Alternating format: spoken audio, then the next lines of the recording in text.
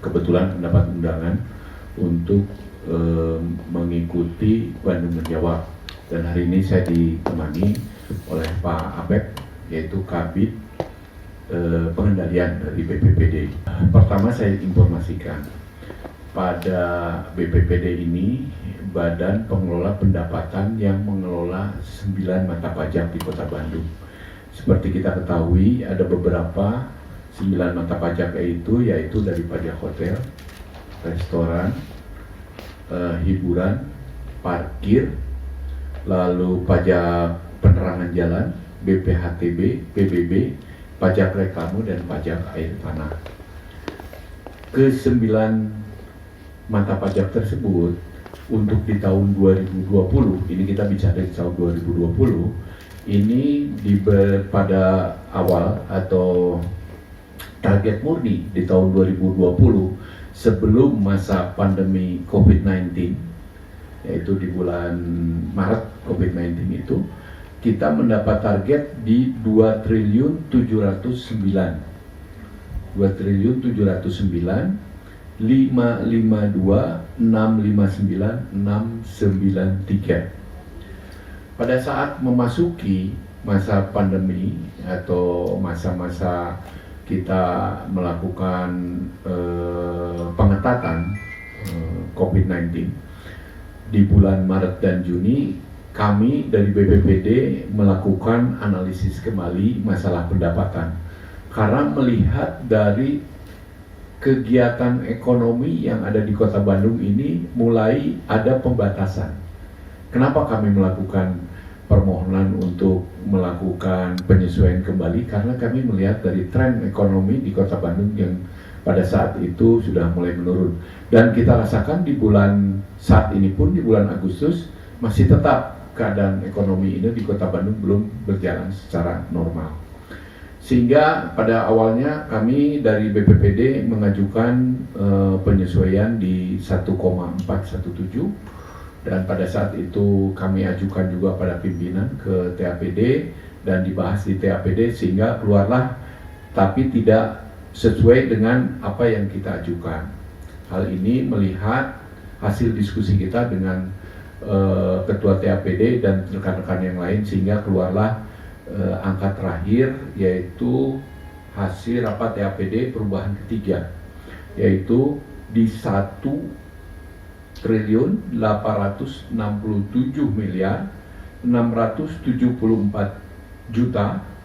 Ini yang menjadi target baru bagi kami, sehingga ini menjadikan pegangan di tahun 2020 untuk bisa di akhir nanti Desember kita mendapatkan di 1.867 tersebut, dengan asumsi kegiatan perekonomian yang saat ini sudah mulai mendekati beroperasi kembali, gitu ya. Ada satu mata pajak kami di bulan-bulan kemarin kami menetapkan target 0, yaitu di hiburan. Karena hiburan sampai saat ini belum buka, tapi kami sudah melakukan memberikan target pada bulan ini khusus, yaitu targetnya 1 miliar gitu, pada bulan ini. Dengan asumsi pada prediksi kita di bulan Agustus tuh si hiburan sudah mulai berjalan, hiburan-hiburan yang memang dibatasi seperti bioskop dan lain-lain, tapi ternyata dari tim gugus tugas belum memberikan izin untuk membuka hiburan, sehingga ini tetap kita juga belum mendapatkan pajak yang normal. Apabila kita melihat di 4 mata pajak, ya tentunya pada masa-masa ini perubahan yang sangat signifikan. Dari target awal di 2,7 kita di 1,867. Ini juga pendapatan per sampai dengan di bulan Agustus tahun 2020, dari target yang sudah diperbarui, yang target ini kami masih megang di perubahan kedua, yaitu di target 2,259. Laporan di kami per hari ini per 10 Agustus 10 Agustus jam tadi saya meninggalkan kantor. Jadi pada saat ini dengan realisasi 751 miliar 328.743.063 rupiah. Ini yang tercatat di kami. Dan dari kalau kita melihat dari realisasi per tahunnya untuk target-target ini baru mencapai di 33,27% dari targetnya yang kedua loh ya. Jadi kita belum memberikan target yang 1,8 tapi masih di target yang 2,259. Itu perubahan yang kedua. Karena apa? Di perubahan yang berikutnya, ini perubahan di 1,86 ini belum dilakukan pengesahan. Itu dari 9 mata pajak yang kami dapatkan per hari ini bulan Agustus tadi kira-kira jam 9 laporannya itu baru mendapatkan 751 dengan 33%, sehingga kami masih mempunyai target yang belum tercapai yaitu 1.508. Ini yang perlu tentunya mendapat strategi khusus untuk bisa mendapatkan 1,5 triliun ini.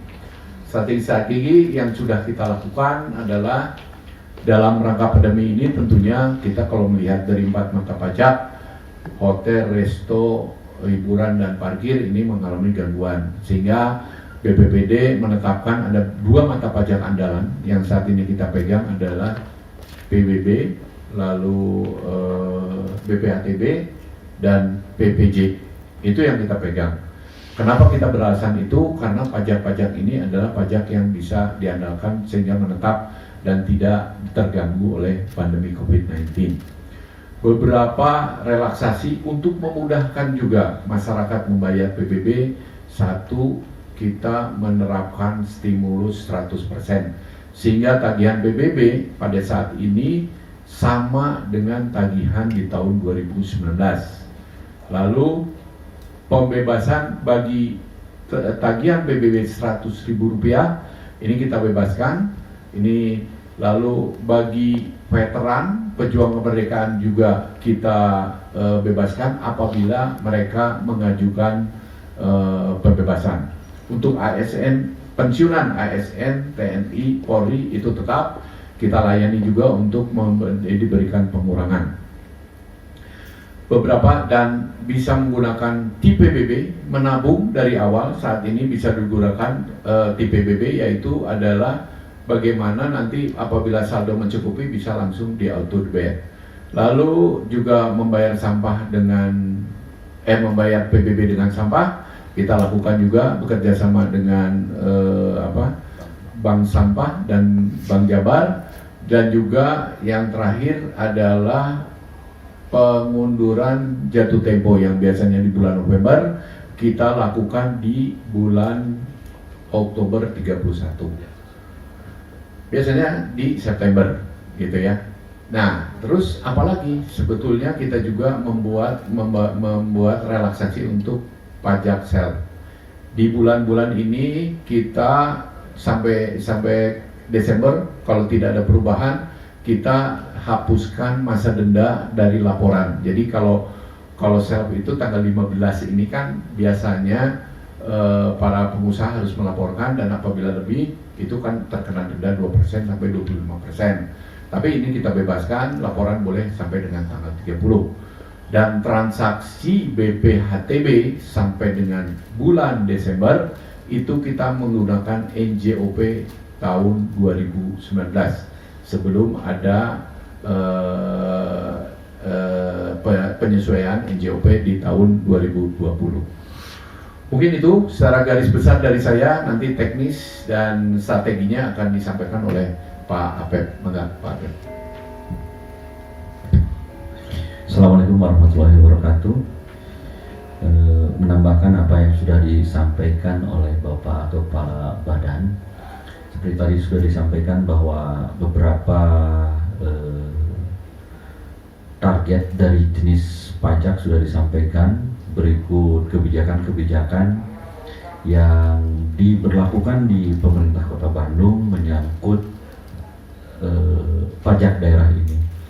Namun di sini tentunya bahwa mengingat raihan pajak sampai saat ini masih minim, hanya sekitar 750 miliaran, maka berbagai strategi tentunya tetap harus kita tempuh, karena di sisi lain juga regulasi harus tetap dijalankan. Maksud saya, karena saya sendiri adalah Kabid Pengendalian, tentunya harus bisa menegakkan regulasi perpajakan ini sesuai dengan regulasi yang berlaku. Walaupun tadi relaksasi sudah diberlakukan, tetapi di sisi lain kami tetap melakukan peninjauan atau pengawasan ke lapangan dengan melakukan pendekatan secara persuasif.